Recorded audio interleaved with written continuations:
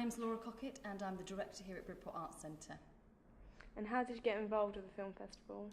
Well, Bridport Arts Centre is the producer of the From Page to Screen Festival, which is now in its 7th year, and I took up post at the Arts Centre as the director about 5 months ago. So I was right in at the deep end, because in terms of where the festival was at in its cycle, we were quite far on, so I was running to catch up, but very well supported by the Bridport Arts Centre staff and by the From Page to Screen committee. But it's been great, but really definitely in at the deep end. Okay. Have you attended the film festival before you started working here at all? No, I have to confess that I hadn't heard of it. The first I heard of it was when I became aware of this job and started looking into the Arts Centre and what the Arts Centre does. And I think the From Page to Screen Festival was definitely one of the things that really interested me about the post, because it's such an ambitious festival, and for those people who know Bridport, they'll know that Bridport's not a very big place, but it's definitely Bridport as a place and the Arts Centre as a venue definitely, as people would say, punch above their weight. And we don't believe that as a small venue or a small town we should have small ambitions. So, and this festival is what we call one of our signature projects that we do every year. So it was definitely one of the things that interested me in the job.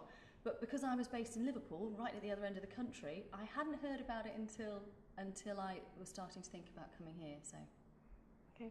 And what do you think the positives are about film festivals? Film festivals in general, or this film festival specifically? Well, both.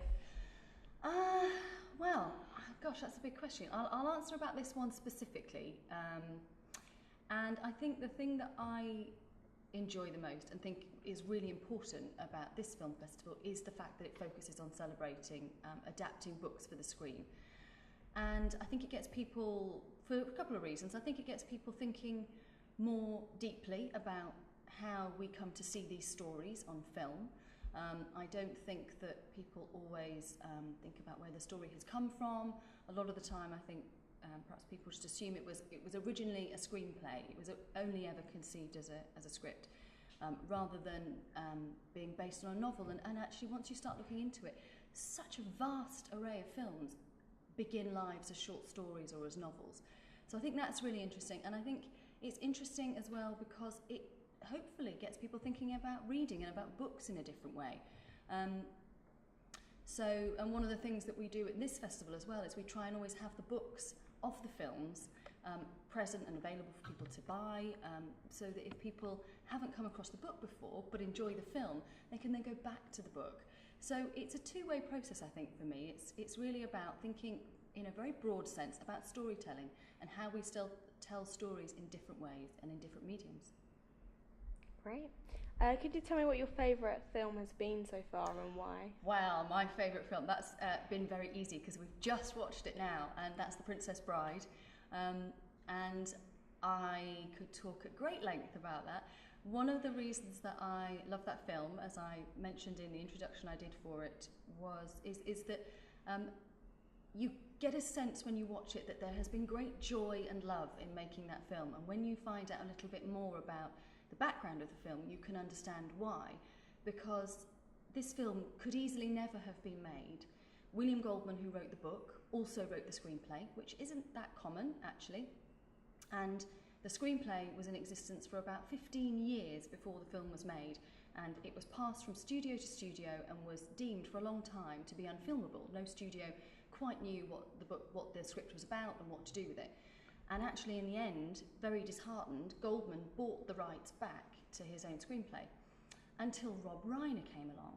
And Rob Reiner, the director, was a devotee of the Princess Bride novel. It's his favourite novel of all time.